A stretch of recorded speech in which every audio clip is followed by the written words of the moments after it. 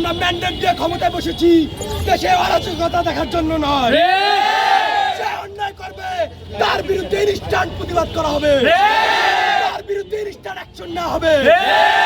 ছাত্র জনতা কোনো রাজনৈতিক দলকে ভয় পায় না, আমরা কোনো রাজনৈতিক দলকে ভয় পাই না, আমরা স্বাধীনভাবে কথা বলতে জানি। আপনারা জানেন আমরা জুলাই আগস্টে একটি নতুন বাংলাদেশ গড়ার স্বপ্ন নিয়ে বিপ্লব করেছি, কিন্তু বিপ্লব পরবর্তী সময়ে আমরা যেই উৎসাহ উদ্দীপনা এবং আগ্রহ যেই ইচ্ছা আকাঙ্ক্ষা নিয়ে বিপ্লব করেছি সে বিপ্লব ব্যর্থ হয়েছে। আজ আমরা প্রথমে ইন্টারিম গভর্নমেন্টের কাছে প্রশ্ন তুলতে চাই, আপনাদের আমরা ম্যান্ডেট দিয়ে ক্ষমতায় বসেছি দেশে অরাজকতা দেখার জন্য নয়। যে অন্যায় করবে তার বিরুদ্ধে ইনস্ট্যান্ট প্রতিবাদ করা হবে, তার বিরুদ্ধে ইনস্ট্যান্ট অ্যাকশন নেওয়া হবে। সে যেই রাজনৈতিক দল থেকে বিলং করুক না কেন, যত ক্ষমতাধরই হোক না কেন, তাকে ছাড়তে হবে না।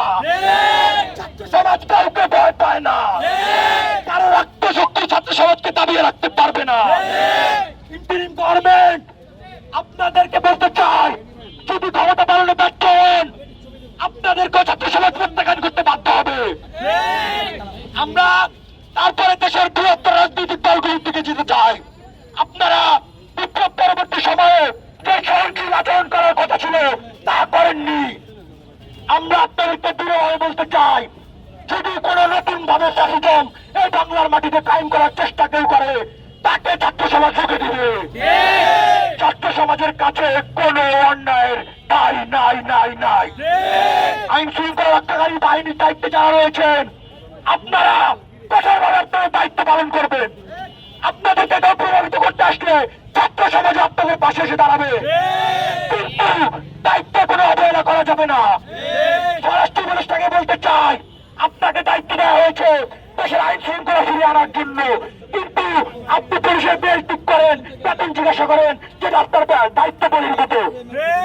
আমরা দেশের মাটিতে সুস্থ এবং সুন্দরভাবে একটি গণতান্ত্রিক পরিবেশ বজায় রাখার জন্য সরকারকে এবং রাজনৈতিক দলকে আহ্বান করছি। আপনারা যদি দেশের উপর অরাজকতা, সন্ত্রাসী কর্মকাণ্ড, চাঁদাবাজি, গুম খুনের রাজনীতি, সেই ফ্যাসিজম শেখ হাসিনা মতো শুরু করেন, তাহলে আপনাদেরকে আমরা রুখে দেব। কোন চাঁদাবাজির ঠাঁই এই বাংলাদেশের মাটিতে হবে না।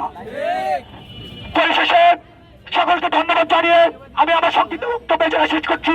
বাংলাদেশ চিরজীবী হোক, বিপ্লব দীর্ঘজীবী হোক। ধন্যবাদ সবাইকে। ছাত্র জনতা কিভাবে সাহসের সাথে আন্দোলন করে 15 বছরের ফ্যাসিস্ট একটা সরকারকে সরিয়ে দিল।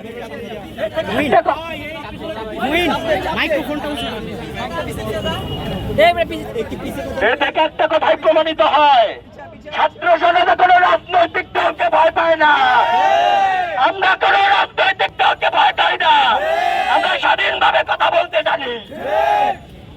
আমরা বলি এখনো সময় আছে, যারা দেশে অরাজকতা শুরু করেছে সেটা যে দলই হোক, বিএনপি, শিবির, এনসিপি, আপনারা ভীত হন, আপনার ইতিহাস দেখে ভীত হন। ছাত্র জনতা যদি জেগে ওঠে তার পরিণতি কি হতে পারে সবারই জানা। তাই আমি বলতে চাই, আজকের এই আন্দোলন শুধু একটি আন্দোলন যার মাধ্যমে আমরা আভাস দিয়ে গেলাম যে আমরা মাঠ ছাড়িনি, জুলাই এখনো শেষ হয়নি, জুলাই এখনো রয়েছে, সংগ্রাম এখনো রয়েছে। আমরা রাজপথে আছি, আমরা রাজপথে থাকবো যতদিন বাংলার মানুষের দরকার হবে। শেষ হয়নি যুদ্ধ, শেষ হয়নি যুদ্ধ, ছাত্রবাদের ঠাঁই নাই, চাঁদাবাজের ঠাঁই নাই। শেষ হয়নি যুদ্ধ, শেষ হয়নি যুদ্ধ, সন্ত্রাসের ঠাঁই নাই, চাঁদাবাজের ঠাঁই নাই। সংগ্রাম সংগ্রাম। ধন্যবাদ।